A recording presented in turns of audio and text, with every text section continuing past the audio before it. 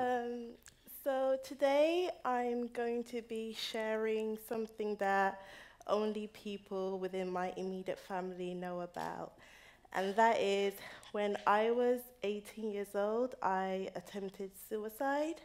I remember that day I was on the bus on my way to work, and I was just saying to myself, like, I'm tired, I'm depressed, I've had enough. And I was saying to myself, like, once I get home, I'm just gonna do what I thought I needed to do. So I finished work, I went home, I ate, chilled, and then I remember saying, like, this is gonna be the last time I turn off my laptop. Like, something so simple, but it like really put into perspective what I wanted to do. So I swallowed a bunch of pills, painkillers, and I went to bed thinking I was just going to magically wake up in heaven, but that wasn't the case. Like, when your body's breaking down, like, that's when your primal instincts kick in, and I could feel each of my organs. I could feel my heart, I could feel my lungs, I could feel my liver, I could feel my kidneys, I could feel my bladder, like, I could feel my vein, I could feel everything. And so, obviously, I ended up in hospital. My father took me, and I remember seeing my mom come in. Like, she's a typical Nigerian dramatic woman, and she expressed how she felt, but that's understandable. Like, no one thinks, because my mother was a night shift, so nobody thinks to go on a night shift to receive a call from the husband to say that the child has overdosed and could potentially die. So, like, that was understandable. And my father, he was silent, but I could see, like, it affected him. But the drugs were fully in my system, and everything was just like, it felt like I was watching a movie.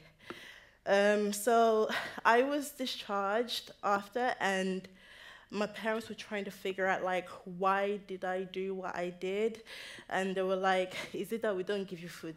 Is it that we don't put clothes on your back? Is it that we don't put a roof over your head? Like, what is it, Bolade? And it made me feel guilty, like, they were giving me all these tangible reasons as to why someone would decide to do what I did, and that made me less inclined to tell them I was just depressed. I had no affinity to life. And so even when the hospital referred me to my GP, I didn't tell anyone, I didn't tell my parents, and I was offered therapy. I went therapy once, but I didn't connect with my therapist, so I was put on antidepressants, and I ended up having allergic reaction. It's called bronchospasm, and people anyone who's ever had an asthmatic attack probably understands what I'm saying. Like, it basically makes your lungs feel like there's like someone's like squeezing. So I remember that day, like, after I took it and I was feeling the side effects, I curled up in my parents' room thinking, like, they're just gonna find me dead. Like, and it's just ironic that the thing that's supposed to keep my life trying to kill me. So after, like, having some space and time from that period in my life, it made me think, like, what was it about me and what was it about my parents that I just didn't feel like I could, like, feel comfortable to talk to them about, like, my mental struggles. So that led me to, like, retrace my steps back to my childhood, because that's, I feel like, where the distance, like, I was distant from my home, my parents, and so I traced back to my childhood. And at 7 years old, I came from Italy to England with my sister. We lived with my auntie, and my auntie, my Zia, she's like my second mom to me, but like she was working all the time, And my sister, she was a teenager at the time, so she was going through her teenager shit. But like for me, I always sympathize when I see posts on Twitter that talks about older siblings like having the parental responsibility to take care of the younger siblings. Like, I'm grateful to my sister, she did what she could. But like ultimately, I was alone a lot of the time, and that was hard for me because when I was in Italy, like I had a close relationship with my parents, and especially with my father. He was a delivery driver, and a lot of the time, like I would spend time with him. Like we'd be driving around like northern Italy, like Mantova, Piadina, Piacenza, Cremona, Milano, and like for me, it was like special, like just spending time with my father. I would be eating chicken like between the city stops, and then when it was like time to go home, like we'd stop by a cornfield and we'd like pick up like lots of sweet corn. It's allowed in Italy as long as like you're not taking a bunch, like obviously to sell, but basically like we take it home and then like we'd roast it and eat as part of our dinner and things like that, or just like dancing naked to like Bob Marley, Sonia Ade, Fela Kuti, like, or like climbing up peach trees in the park with my sister, like all those simple, beautiful, innocent moments. And then I'm in this country, new country, and new language and questionable food. It was a lot for me to take in, and a lot of the time I was just like, with my coloring books, like I spent a lot of time just like coloring, and I was like, that was the time as well that I started expressing myself on paper and like writing like what I felt, because I didn't really feel like I had someone to talk to. And so thinking all these things, it made me realize, like, obviously I was emotionally and geographically distant from my parents. And also, like, I remember during puberty, because I went through puberty at a young age. Like, I had breasts, hips, and pubes. And I remember, like, when my mother came back from Nigeria, after burying her mother, she presented me with a calabash bowl and a wooden pestle. Like, basically, it's a traditional way people used to pound yam.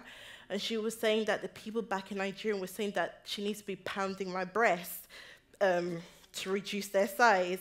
And that made me feel like more out of proportion with myself, because it's just like, okay, like emphasizing on my insecurities. So like all these things made me understand, obviously, why I didn't feel as comfortable to talk to my parents about my mental struggles. But I wanted to understand, like, what was it exactly about my parents? Like, what was it, like, how did they become, like, who they are? And thinking about my mother, she came from a polygamous family. My grandfather had 5 wives and a lot of mistresses.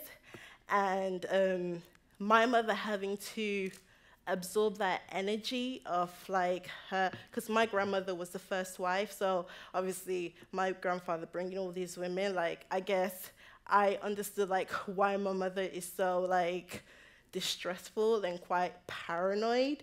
And I always have this thing that I tell her that she should have probably joined the Secret Service, because like she fits the criteria. And so with my father, he was set to be the first Nigerian footballer to play in Italy, but 2 weeks before he was set to start his contract, he ended up in a car accident, and he had been drinking alcohol that night, and it was snowing. And when it snows in Italy, it snows. And that messed up his knee, and you need a knee to play football. And I've seen my father use alcohol to suppress the trauma of a life that could have been. And also him being the eldest of his siblings, he's always had a financial responsibility to take care of them. And me being a highly sensitive person, like I've seen like how ugly things could be when he's in that state. And ultimately, like I understand like how my parents' ways have like unconsciously I've absorbed it within myself. And so I'm sharing my story because I know this is not a unique situation. Like I feel within Nigerian households, like a lot of parents and children don't have the closest relationship because I feel like the Nigerian culture is highly judgmental and very prideful, and like things to do with mental health are like basically brushed underneath the carpet. And um, it doesn't help, like, so I come from the Yoruba tribe, and like people who are like seen to have like men's struggles tend to be described as like were, which is basically means crazy, or orietidaru, which basically means your head is disorganized. Like the closest word to describe like depression is ibanuje, but that's usually used in times of bereavement and grief. So there's not an actual word. And Nigerians are known to be highly spiritual. Everything is seen with a spiritual eye. Like things to do with like mental health, depression, they're seen as like demonic or strong man power or like being possessed. And so it doesn't help like when a child's hearing all this and the parents are like, you just need to go through deliverance or you need to pray more. Like prayer is fantastic. Like prayer is excellent, but you also need to be proactive. And I feel like that's the part that, that's the part that, thank you. That's the part that parents, I feel, especially in my situation, miss out. And it's so funny to me because, especially in Nigeria, a lot of parents send their children to Christian schools and universities. And I went to one 3 years ago. I just stayed for a week. But little do parents know, like, if they knew, like, the things that went down, like...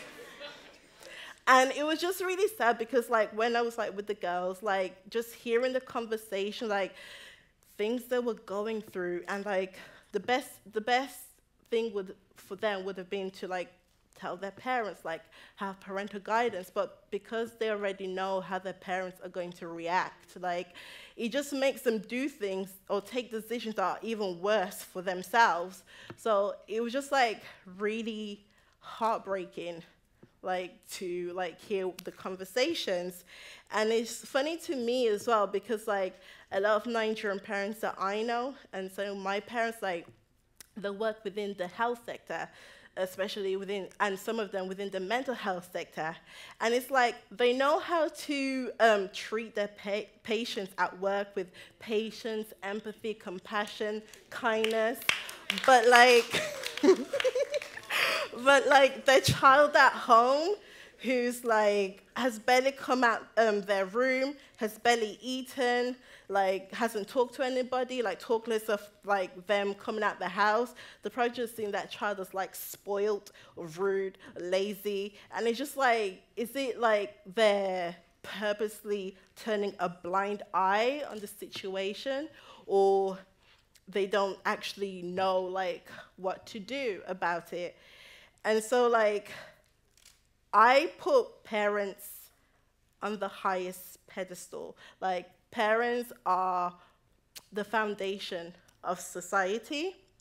And so, like, for me, I'm here today. I certainly do not have the answers. I don't have the solution. I'm just here to hopefully spark a conversation to do with, like, healing between parents and children within the Nigerian community. And what I want to say is that parents, to any aunties and uncles in the audience, please don't undermine your child's emotional intelligence in understanding who you were and who you are and who you were before you were their parents. And us, the descendants, the children, like, please have compassion and empathy towards your parents, in understanding that they've probably gone through certain situations and circumstances that have made them who they are, and hence the reason why they have this war, like, in front of them. Because, like, for a long time, I held a lot of resentment towards my parents, and I'm not gonna lie, like, it hasn't fully gone, but I feel like me understanding them more, and through a lot of conversations, like, it's lessened that. Like, I don't want, my parents don't know I'm doing this, by the way.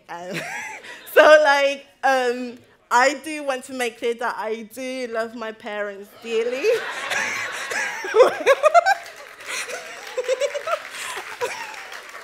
Yeah, so I do love my parents dearly. Like, they've made a lot of sacrifices for me.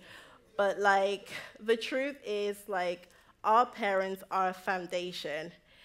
And if the foundation is cracked with trauma and hurt, then how do you expect us to be healthy adults in this world? Thank you for listening.